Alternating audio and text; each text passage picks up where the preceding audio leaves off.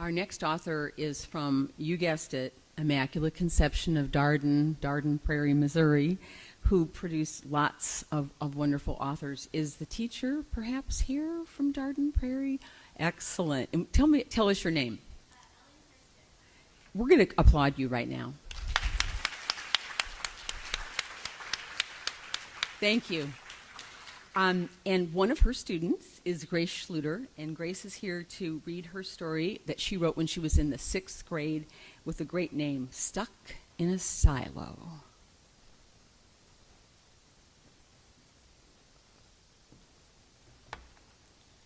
My Grandma Renee grew up on a 200-acre farm. She was a good little girl, and she liked to play in the smelly barn and to play hide-and-seek in the acres of corn.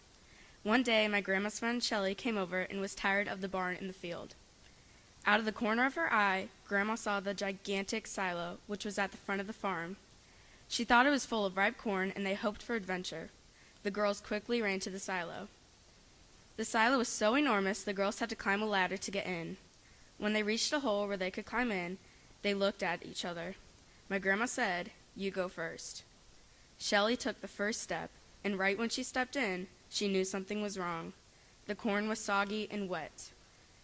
Shelley started to sink very slowly, and it was like a mound of corn quicksand. Immediately, Grandma knew she needed help, so Grandma climbed down the ladder as fast as she could and hurried to the house. She went to the phone, which was a party line phone, so all of her neighbors could hear her, and started yelling, "Help, help, my friend is stuck in my silo." A bunch of neighbors scurried to the house. Shelley was about chest deep when the neighbors got to the silo. Her life was in jeopardy. The neighbors were frantic, but one neighbor had thought ahead and brought a rope. He frantically put around Shelley's arms and pulled her out.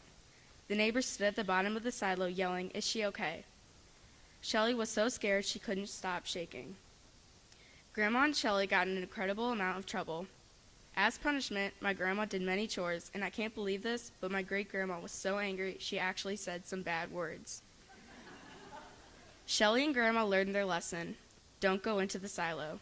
The silo still stands there today, but no one dares to go into it.